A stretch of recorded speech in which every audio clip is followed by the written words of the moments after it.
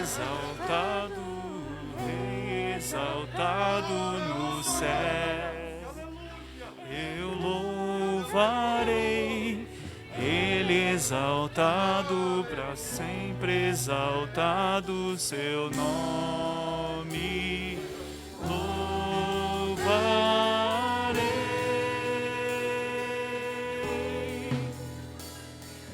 Ele é o Senhor, a verdade vai sempre reinar. Todos em pé adorando ao Senhor. Terra e céu glorificam seu santo nome. Adore ao Senhor. Ele é exaltado, exaltado no céu.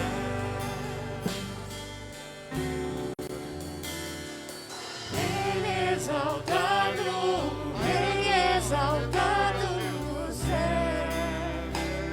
Eu louvarei, Ele é exaltado para sempre, exaltado seu nome.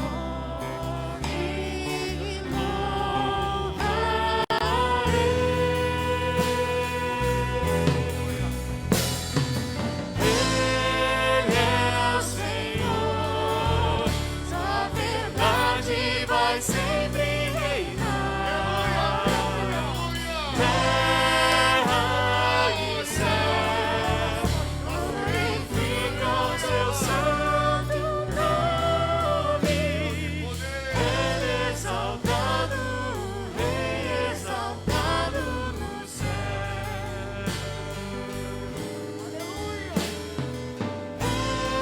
Ele é o Senhor, sua verdade vai sempre reinar. Terra e céu glorificam teu santo nome. Ele é exaltado, Rei exaltado no céu. Ele é exaltado, exaltado no céu.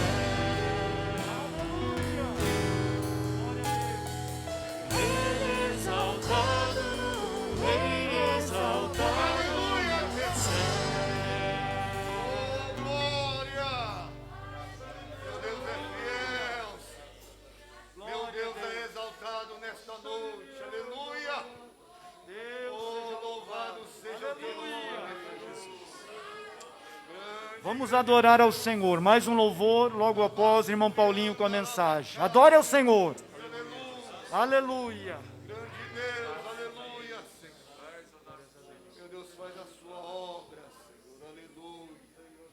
Tu és o Deus fiel, Senhor, aleluia. Oh, Senhor, Deus de misericórdia, aleluia. Aleluia, aleluia. Espírito Santo de Deus, Espírito Santo, toma conta.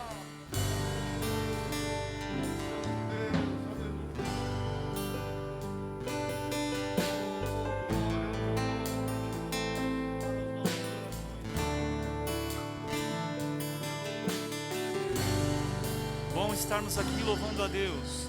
Bom estarmos aqui louvando a Deus. Podendo exaltar teu santo nome. Tempo para isso, tempo para louvarmos a Deus. Num só amor, num só Espírito. Tempo para isso, tempo para louvarmos a Deus. Num só amor, num só Espírito.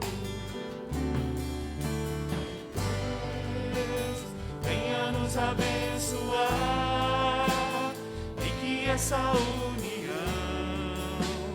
nunca falte para nós. Deus, venha nos abençoar e que essa união nunca falte para nós. Estamos aqui louvando a Deus, Podendo exaltar teu santo nome. Tempo para isso, tempo para louvarmos a Deus, num só amor, num só Espírito. Tempo para isso, tempo para louvarmos a Deus, num só amor, num só Espírito. Deus, venha nos abençoar e que essa união nunca falte para nós. Deus, venha nos abençoar e que essa união nunca falte para nós. Deus, venha nos abençoar e que essa união nunca falte para nós. Deus, venha nos abençoar e que essa união nunca falte para nós. Louvado seja o nome de Jesus Cristo, Senhor. Eu saúdo a igreja com a paz do Senhor. Eu peço que a igreja tome assento. Bom é estarmos aqui neste lugar, meus irmãos. Obrigado, Daniel. Bom é quando o Espírito do Senhor nos conduz, nos dirige, fala aos nossos corações. Nós vamos meditar em um texto, Evangelho segundo escreveu São Marcos, capítulo de número 10. Graças a Deus. Culto de missões, culto com uma ênfase missionária, evangelística. E nós vamos meditar na santa palavra do Senhor. Louvado seja o nome de Jesus.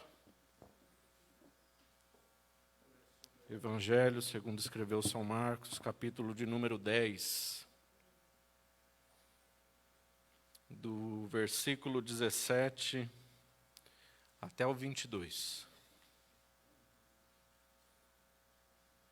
E diz assim o texto: E pondo-se a caminho, correu para ele um homem, o qual se ajoelhou diante dele e lhe perguntou: Bom mestre, que farei para herdar a vida eterna?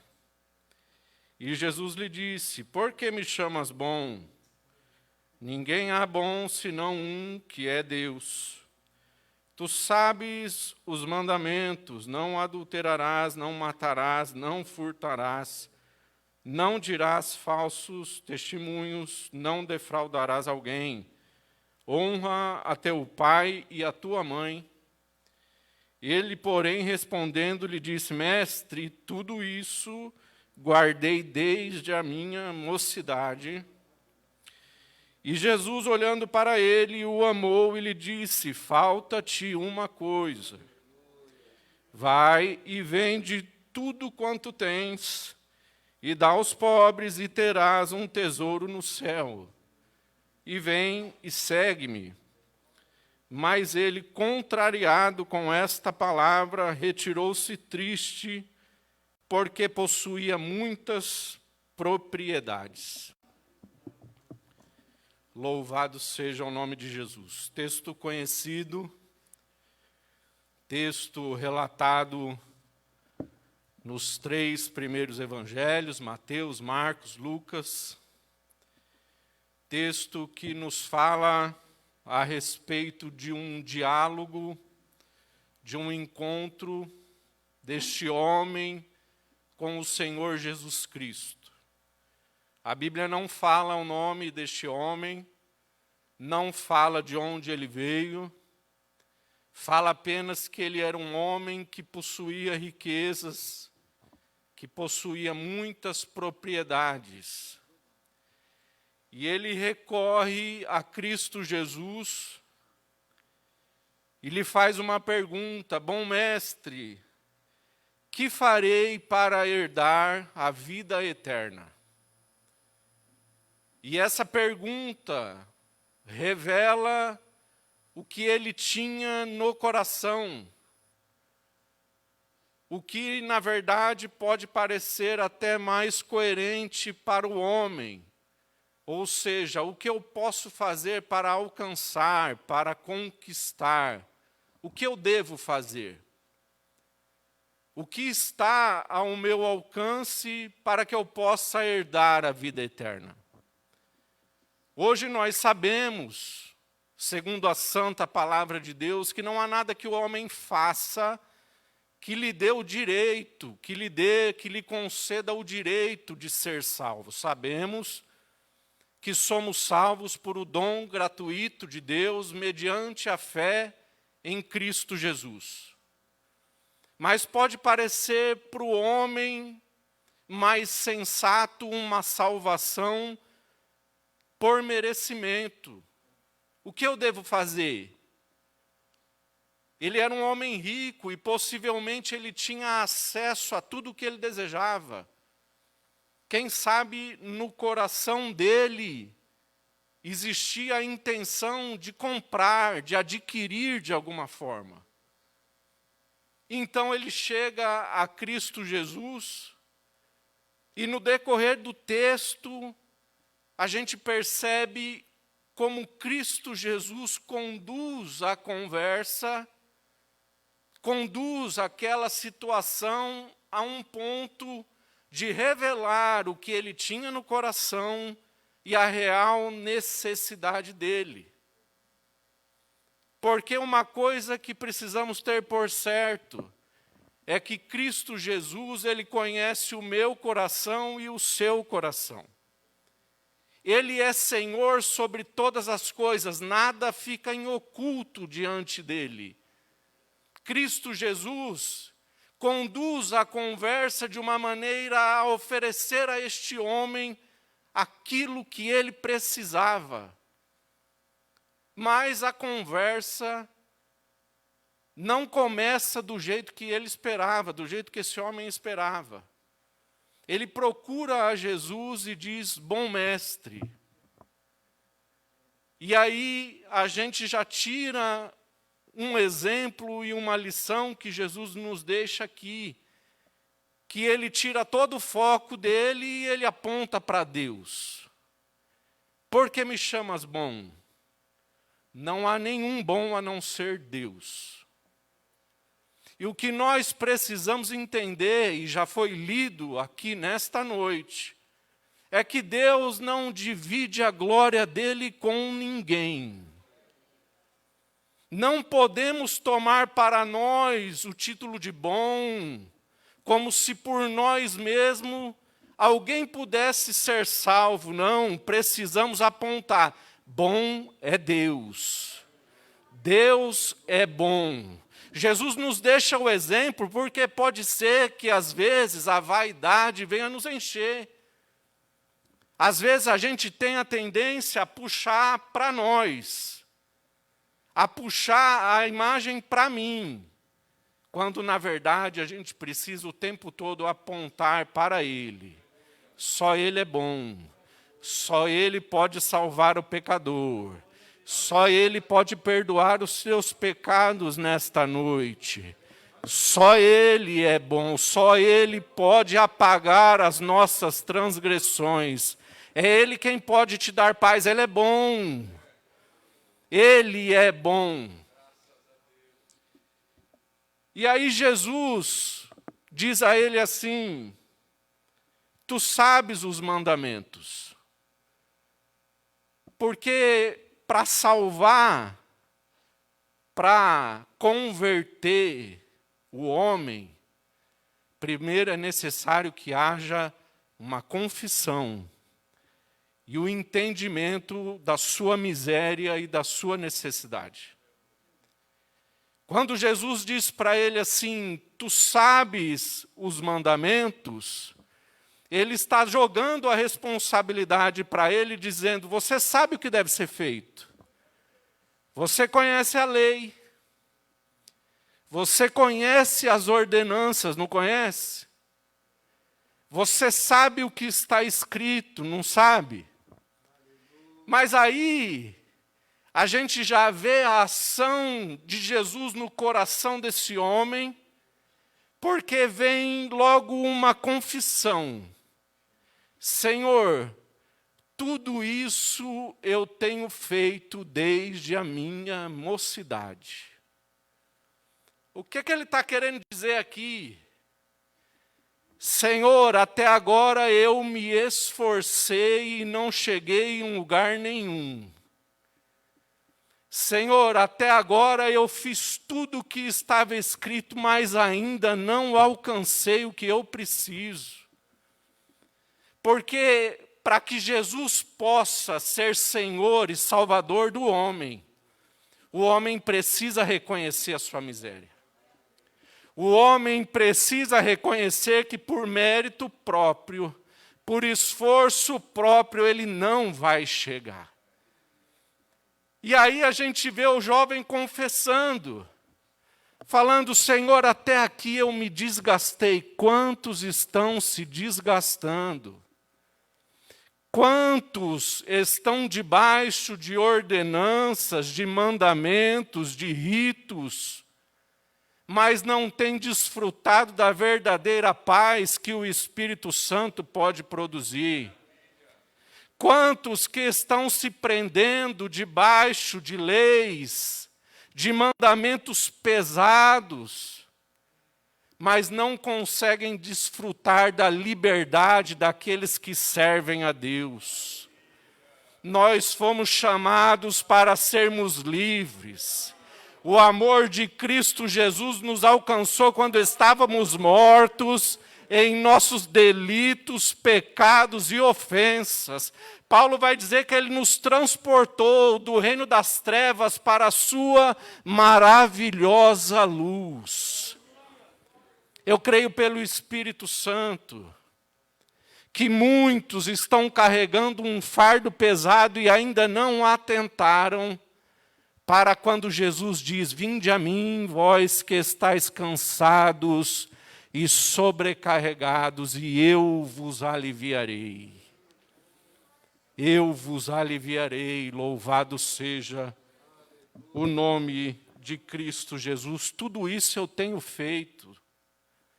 Tudo isso eu tenho feito há muito tempo e não tem adiantado nada. O que você tem feito?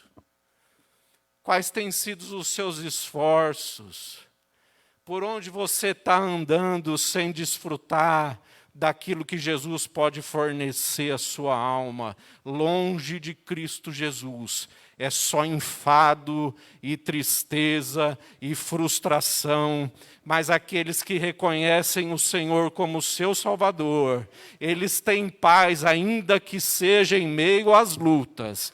Eles têm alegria, ainda que passando por enfermidade, por momentos de dificuldade que vêm sobre todos, mas eles sabem que o nosso Redentor vive, Ele está vivo, o seu Espírito está aqui, está consolando a igreja, está dirigindo a cada um de nós.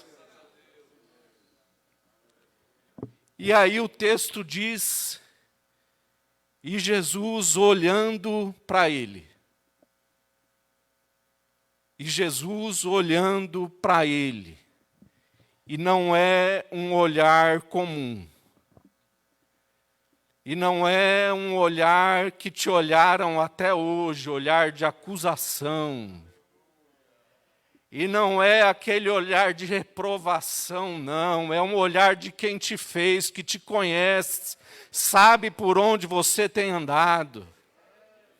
Não é o olhar que o mundo tem a oferecer quantos estão feridos pelo olhar que receber. Esse olhar aqui é diferente. Esse olhar aqui traz à tona quem você é de verdade. Esse olhar aqui é daquele que te conhece. Esse olhar é daquele que sabe as tuas lágrimas. Esse olhar aqui é diferente. Louvado seja o nome do Senhor Jesus. Não é um olhar de quem só está apontando o dedo e te acusando, não. É o olhar que vai profundo na alma. A gente ainda precisa lembrar do primeiro olhar de Cristo para nós. Daquele olhar que destruiu todas as nossas fortalezas, toda a nossa convicção e mostrou que nós não somos nada. É o olhar de amor. Louvado seja o nome de Jesus. E Jesus olhou para ele e o amou. E Jesus olhou para você e te amou. E o negócio fica bom porque muita gente, quando nos conhece, passa a não gostar de nós. Muita gente, quando começa a conhecer a gente mais de perto, fala, não, dele não dá para se aproximar, não. Jesus, sabendo quem você é, Ele te amou, Ele te amou, Ele te ama. Ele te ama do jeito que você é, amor. É o olhar de quem contemplou aquele jovem e falou, daqui a pouco eu vou entregar minha vida na cruz do Calvário por você. Paulo vai dizer que nós precisamos compreender a largura, a profundidade, a altura do amor de Deus que excede todo o entendimento. Não é o amor que muitas vezes nós estamos acostumados a receber. Não é um amor falso, não é um amor interesseiro, não. É o olhar daquele que entregou a vida para que você pudesse ser salvo. É o olhar daquele que conheceu as tuas misérias, as tuas mazelas, as tuas dificuldades, e mesmo assim Ele te amou, porque Deus amou o mundo de tal maneira que Ele entregou a vida do seu Filho para que pudéssemos ser salvos. É o amor que, apesar das nossas ofensas, que apesar das nossas fraquezas, que apesar dos nossos erros, Ele ama. E eu preciso te dizer, não há nada que façamos que venha fazer Ele amar mais ou amar menos. Quando diz que Deus amou o mundo, Ele amou, Ele ama hoje, Ele te ama amanhã. Se você fracassar, se você tropeçar, Ele continua te amando. Se você estiver fraco na fé, como o pastor falou hoje, Ele continua te amando. Louvado seja o nome de Jesus, Ele te ama. Ele nos ama.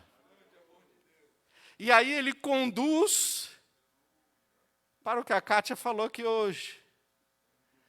Falta uma coisa. Ainda te falta uma coisa. Tem gente que chega tão pertinho, mas por causa de uma coisa. Tem gente que caminha tanto, mas por causa de uma coisa, um detalhe. É por causa de um último passo, te falta só uma coisa. Te falta uma coisa. Graças a Deus. Louvado seja o nome de Jesus. O Espírito Santo está aqui.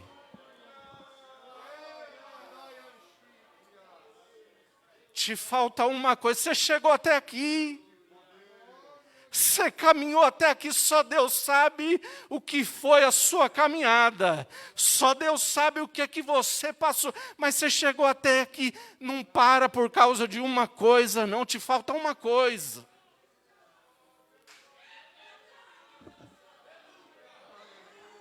Oh, glória a Jesus. Te falta uma coisa.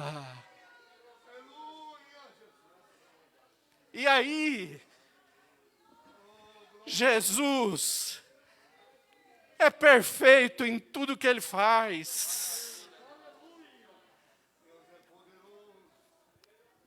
Louvado seja o seu nome. Porque Ele diz assim: vende tudo que tem e dá aos pobres. A salvação, mesmo que Ele vendesse tudo, não seria alcançada dessa forma. E Jesus sabia muito bem disso. O que Ele estava dizendo é assim, ó, eu preciso ser único na sua vida. Você precisa se desfazer de tudo aquilo que você tem confiado até hoje. Você precisa se desfazer de tudo aquilo que tem sido um ídolo para você até hoje. Falta-te uma coisa só. O que é que tem nos prendido? O que é que nos tem impedido de alcançar aquilo que Jesus quer nos dar? O que está te prendendo? Falta uma coisa. E aí, ele, de forma sutil, ele apresenta a cruz. Porque não tem salvação sem renúncia. Paulo vai dizer, porque já estou crucificado com Cristo. Depois que ele revela o que esse homem carrega no coração, depois que ele traz à tona a real dificuldade, ele fala, vende o que tem e depois, segue-me. Graças a Deus. Esse segue-me não é um seguir distante, de longe, só contemplando o que vai acontecer, não é não. É um seguir assim, ó, de estar lado a lado, aprendendo. A cruz é renúncia. Às vezes a gente fala de cruz como se não soubesse que a cruz era um instrumento para matar. A carne precisa ser morta, nós precisamos morrer com Cristo todos os dias. Ele vai dizer em outra passagem, tome a sua cruz. Vai lá, toma a sua cruz. Renuncia a você mesmo. Renuncia aos direitos que você acha possuir sobre si mesmo. Ele quer ser único na sua vida. Mas o jovem saiu contrariado, nos deixando um terrível exemplo. Ele chegou tão perto, mas ele não conseguiu continuar. Ele chegou tão perto, e a Bíblia vai dizer que ele saiu contrariado porque possuía muitas propriedades. Em outras traduções, muitas riquezas. E aqui a gente precisa entender que o texto não diz apenas de dinheiro ou de bens materiais. Às vezes a riqueza do nosso coração, o tesouro que nós guardamos, pode estar em diversas coisas. Examine você mesmo. O que está te prendendo? Pode ser o trabalho, o estudo, pode ser a família, pode ser um cargo na igreja. O que é que está te prendendo? O que é que para você é um tesouro? Eu preciso te lembrar que as coisas aqui deste mundo, elas estão sujeitas a uma lei irreversível. Tudo está sujeito a se deteriorar. Aqui as coisas enferrujam, a traça destrói, o ladrão vem e rouba. Ele está te oferecendo coisa muito melhor. Ele está dizendo para você abandonar tudo isso e juntar tesouro no céu. Porque lá ladrão não rouba, traça nem ferrugem destrói, lá o teu tesouro está guardado. Um dia as coisas desta terra passarão. E como foi falado ontem, para muitos já passou. A senha de muitos já passou. E o que temos nós a oferecer ao Senhor Jesus Cristo? Fique com esta palavra em nome de Cristo Jesus. Como igreja do Senhor, nós aprendemos por esse exemplo. Precisamos que aqueles que se convertam se libertem dos seus ídolos. Não vamos forjar uma falsa conversão, não. Nós precisamos que o Espírito Santo vá lá no fundo, liberte ele, transforme ele e conceda a ele a presença gloriosa do seu santo e bendito Espírito. Aí sim continuaremos fazendo missões, aquilo que Cristo nos deixou como uma grande comissão, evangelizando, fazendo discípulo, e assim as boas novas do Evangelho alcançarão a muitos. Falta-te uma coisa, e eu creio que nesta noite o Espírito Santo falou com pessoas aqui dentro e falou com aqueles que nos ouvem pela transmissão. Falta-te uma coisa, não faça como esse jovem, de chegar tão perto de Cristo e voltar sem a salvação, agarrado aos seus ídolos, morrendo sem esperança no mundo. Que Deus abençoe a igreja em nome de Jesus.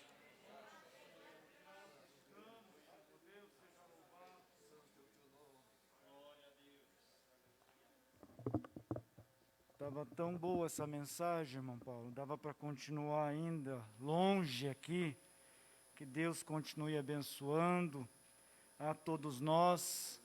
E a lição que eu tiro aqui, falta-me uma coisa. Falta-me uma coisa. Nós precisamos ainda servir a ceia aos nossos irmãos que não puderam estar ontem, e ainda temos um trabalho importante a fazer. Então, nesta hora, você que está assistindo em casa, entregue a sua vida para Jesus.